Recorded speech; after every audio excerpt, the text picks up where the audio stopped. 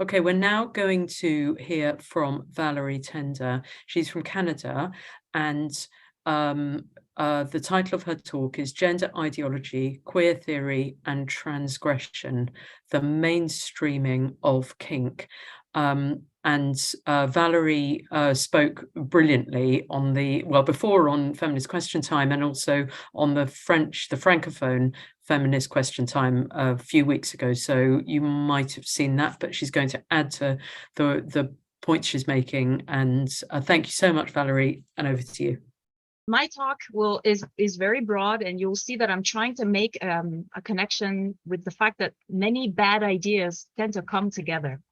And so I've been living in the gay village in Montreal for about 25 years, and we are seeing a mainstreaming of kink and fetish culture, and all of this I feel reflects really poorly on what the gay community is supposed to be.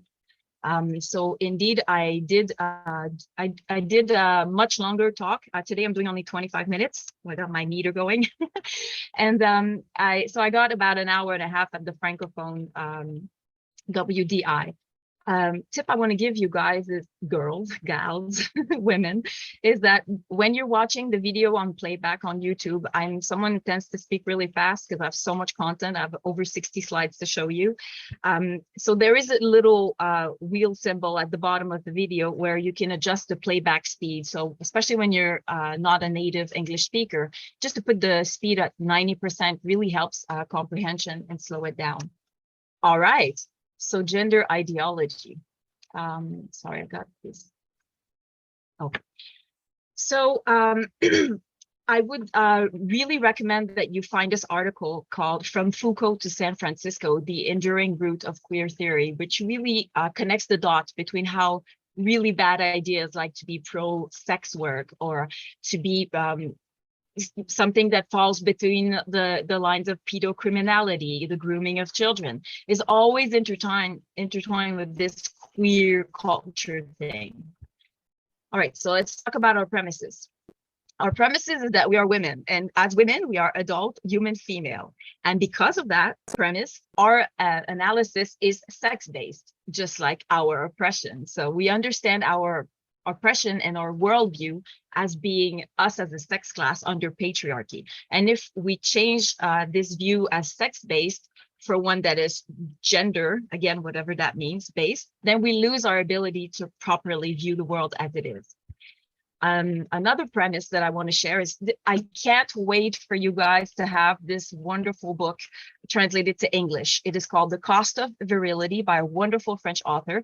She did the case for France, but basically I'm looking forward for anyone to do the similar case for any other country. Basically, she calculated what masculinity and virility cost to society. And she had these very amazing stats that I'm just going to glance over. So basically, rapes are 99% committed by males. Conjugal violence, sexual violence, the rates are alarming. I'm sorry, I couldn't translate the slide. But basically, if you look at all the different violences, they are committed by males, mainly against women and children. So if we start from that premise, I don't see why we would find among trans-identified male different statistic. In fact, we often find worse. And the violence, let's remind ourselves what the male sexualized violence that comes from the trans activists looks like. Basically, they want to put a baseball bat to our skull. So we are indeed in the right to want to protect our sex-specific spaces and rights. Then this recent data I found is that among the trans-identified males in prison, the rate of sexual offenses is even higher than among the general male population. This is alarming. We're talking nearly 50% of trans-identified males in prison are there for sex crimes, compared to about 11% in the general male population. So again, we're not crazy. All right, so let's talk about gender. Let's unpack what gender is. I find this picture to illustrate better what gender is of all the pictures I've ever seen. Let's go for something milder that you might be able to identify with. This is what gender is in a nutshell. Notice how the posture of women know how to pose. They know how to make their bodies small and pleasing and to value the curves. And the way that women will systematically position their body when there's a camera versus the male who's completely comfortable, whose feet are grounded, no worry, no care. This is what gender is. And gender takes up a lot of room in our mind because we're constantly policing our bodies. And I would even advance that it's very dissociative because we're constantly, as if we're in a third party outside of ourselves, looking at ourselves, and we're being made aware at all time what we look like 360 degrees. And you see it because if people used to think it was really unflattering to like be taking a selfie, now you see people stop in the street and take a selfie or constantly look at themselves in the reflection of storefronts. So gender does that. So this picture I find is embodies what gender is, because basically when you want to ask yourself if this is gender, if a male was doing exactly the same as the female is doing, he would look stupid. He would look ridiculous. If he was showing that much skin, if he was perched up on high heels, and the fact that she has to police her body constantly to replace the clothes, she has double-sided tape. Anyway, look at this. The male is covered from wrist to neck. This is how you look as a powerful male. You only show your hands and your face. And you wouldn't even show your feet. You'd never see a man on a red carpet in a sandal even. Or when they do, they're highly praised because they're being so cool and transgressive. So this is what gender is. And gender is especially visible in the feet. And I believe that this is the first step of decolonizing ourselves, is to realize that our feet are not meant to be tiny and small, and we should not be perched up like a gazelle who cannot run. So feet are everything. Male are grounded in life. They walk through life with a level of comfort in their body that women are not afforded if they abide to this pornified culture. Now, let's keep going. This is also gender. And when a man is doing all these things that are supposed to be I don't know the word in English, galanterie, like to like open the door for you. All of these are not really flattering. They are indeed markers of your femininity. They keep you in your place. They are a big sign showing like, this is your place. I'm doing all this accommodation because you're so uncomfortable within your body because of all the things you add or subtract to yourself. Gender is also finding very specific names to describe self-hate of our bodies. Like the most recent one I found, fupa, which refers to fat upper pussy area, because clearly we need super specific name to hate ourselves. Gender is also constantly crosses the line with pedocriminality. I never use pedophilia because it's not a philia, it's a crime. So try in English. In French, we do it a lot. Try in English to use pedocriminality when referring to those codes and behaviors. So you see those big lips. What are they showing? What are they saying? They're saying, oh, I'm available for your cock. And they're showing the big sucking lips of a baby. So there's something infantilizing in this trend of having huge blown up lips. And the last picture with the sport team, this is what gender is. If a man was wearing a bathing suit like this for his sport, he would look absolutely stupid. But we impose this on women, which means that on top of being her absolute best self as an athlete, she also needs to be super self-aware of her body and discomfort and replacing her bathing suit. And this is insane. This is what gender is. Now, what does gender do to our girls? We know what gender does.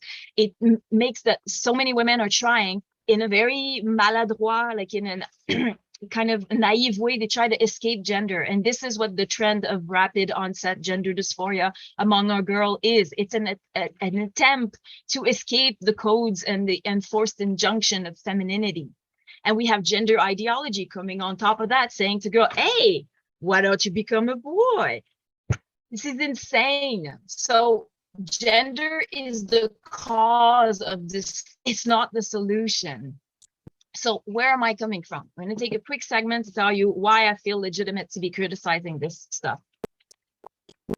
So I was in the sex industry myself for about 6 years, from the ages of 16 to 23 years old, which included being very close to the whole fetish scene, strip clubs. I wasted 6 years of my life in strip clubs. And on top of that, I had my father who was my driver. So there was nothing around me to give me different models, and everything promoted me staying in these codes. Even though my body was in pain, the heels were killing me. I was having sciatic nerve pain for the last 2 years of stripping. So at 17 years old, my first apartment happened to be upstairs on top of the Fetish Cafe, which was Montreal's first fetish club back in 1998. So this time I took part in a gay pride parade. Was in 1998. I was the emerald green pony girl, as you can see the codes. So already back some 25 years ago, if you look at the page, the newspaper page covering this event, you can already see the mix of kink and fetish and nudity and voyeurism is already part of what gay culture is supposed to be. Now, these are early picture. I'm about 18 or 19 tops. I might be 17 on the middle one where I'm wearing a white corset. This is the life I've had. These are the codes I was having. So I was some sort of mini local celebrity in the fetish scene. I would get paid to appear at events, partake in shows, fashion shows, model corsets, and so on. And as you can tell, because I'm very blonde and light skinned and naive and vulnerable, this is the role I took on within that scene. The little cute candy. I was always more mainstream looking than the average within the fetish scene, and that was my niche. As my experience evolved within that scene, I started to kind of decolonize myself, and I became more like, I was doing pole dancing, acrobatic pole dancing. Then I was doing burlesque singing. I was also a character that would just appear in an event to kind of, make the crowd dance and be happy. And so eventually, to decolonize yourself from all of this, I'm trying to squeeze in a 20-year process in a few minutes here. But basically, it's a long and tedious process. And for me, the heels was a big one. To understand what high heels are, what they mean, what they signal, to hear rapists tell you that they enjoy the sound of the heels on the floor when they're stalking women at night. All of this started to make sense. And as you can see, I started to decolonize myself, a radical feminist. As an activist, I really took strong position against prostitution, but also many other topics like fighting against poverty. And I've been a counselor for helping women leave the sex trade for many years. At the moment, I'm not, because I'm kind of unhireable. And so now I have a completely normal job, not related whatsoever to intervention work, which is terrible because I'm a great counselor and I'm very trauma informed. And as a survivor, I have a way to connect with women. And so it's a shame that because the majority of the approach is harm reduction, you're never going to be telling women that you want better for them. You're always going to be just like maintaining them, giving them condoms and making sure they have STD testing available. But basically, if you don't have the premise that you want better for them, that they could do something else with their lives or get an education, no one offers to women the opportunity to leave it, then we're not going to know. So we're not going to know what she could be, just like it took me so many years to find out I could be something else. So the queerization of the Montreal gay village, I don't have time to stop. So when you're watching this on replay on YouTube, hopefully you can read all the words I'm connecting. The problem is that these things are not what gay culture is. These things are what kink and queer culture is. And this amalgam between gay and queer culture is very harmful to gay people. Now, this is what you can basically see when you're in the Montreal gay village. You walk on St. Catherine Street and you're seeing this ad that is literally porn. And this is visible by children from the sidewalk on St. Catherine Street. PrEP is a cocktail of drug that men can take to not catch HIV. So now we're back to pre-HIV condom-free sex, where we see a rise of diseases like syphilis who had disappeared that are now back. Now, there's a community agency called Rezo who does most of the reduction help for men, and basically they have no problem removing the L. They are a GBTQ association. They have no problem removing the L, but when we try to have sex specific services, we are not allowed to remove male bodied person. Now, this is an exposition that was on St. Catherine Street, and basically it's porn and it's disembodied stuff. And so this was approved by the, it's called the SDC du village. It's kind of like the business association of the village. And these are the kind of pictures. When I posted this picture on Facebook to denounce it, I was flagged for sharing pornography and my account was blocked for 3 days. Whereas this is fully visible outside near St. Catherine Street in a park for children to see. This is what their exposition is. This is art. This is what gay queer culture is to them. Parts, kink stuff. You think that was bad? Wait until you see the previous year's exposition. This was allowed to be in public. So this is a man's penis tied with a rope and a rock. wait, I'm not done. Body parts, again, you never see full embodied people. You see body parts and hints of something kinky. What is that? What is that? What's the message sent by that? Okay, wait. Body parts again. Everything is disembodied.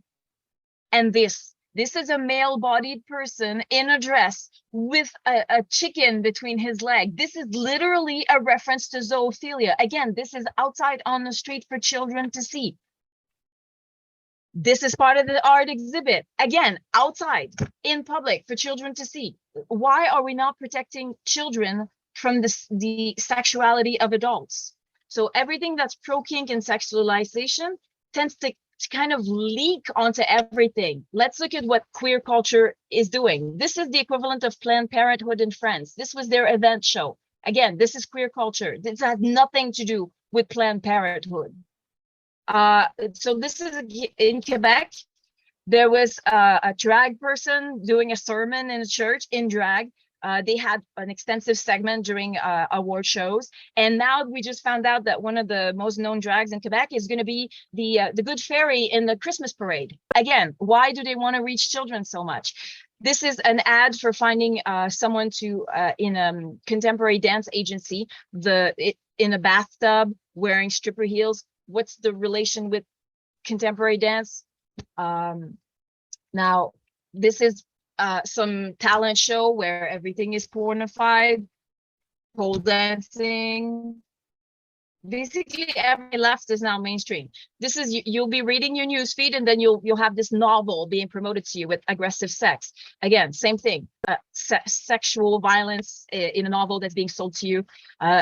This is what the 50 Shades of Grey did. We have all these novels about being a brutal vows or a tarnished tyrant, and the eroticization of power dynamic. Now, let's remind ourselves who the trans activists are. They are male, they are violent, they take the lead, they're always out front.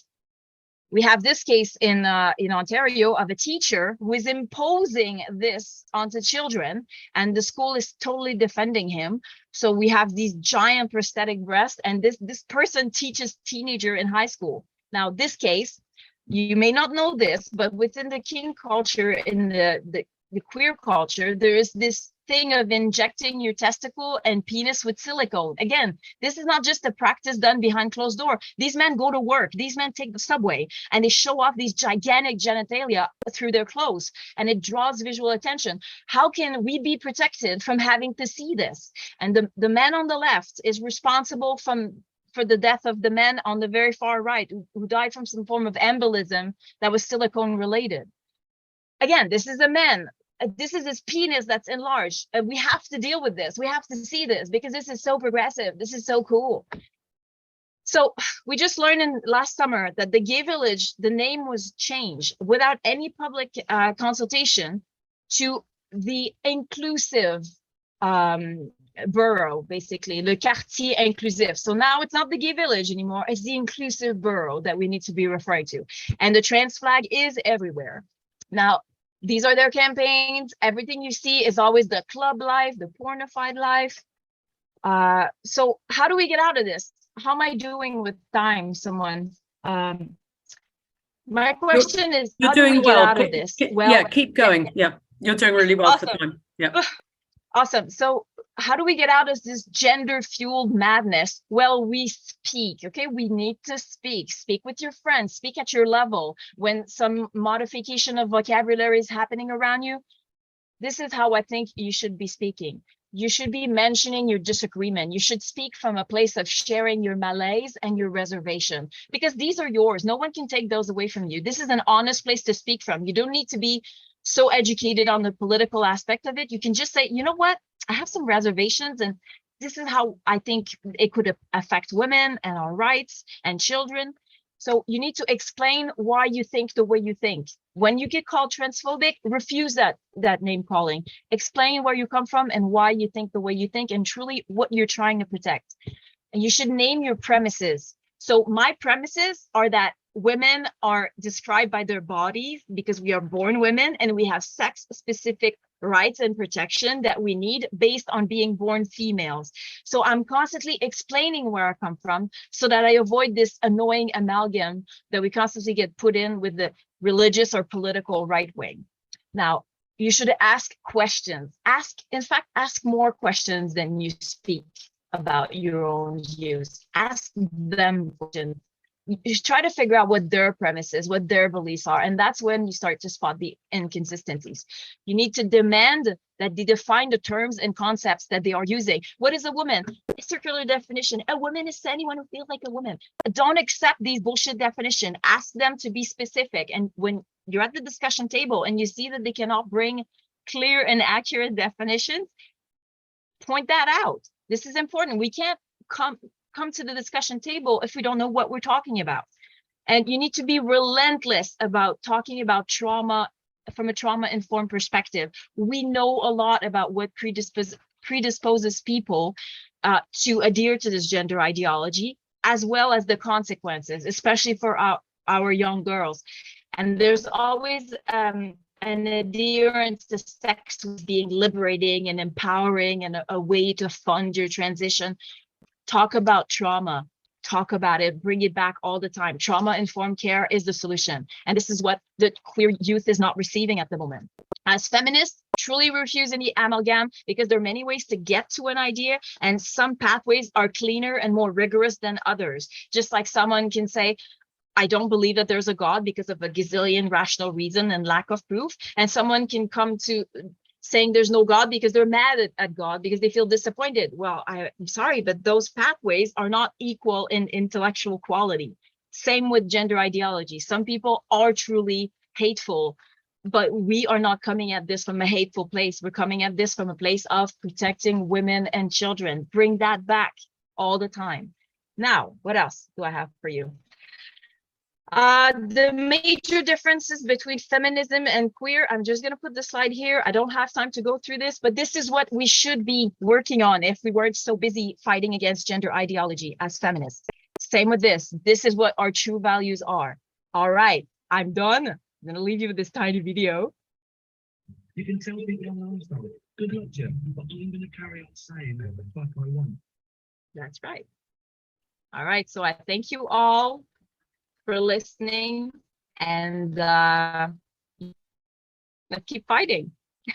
Let's not accept this mainstreamization of kink culture that leaks into every aspect of society.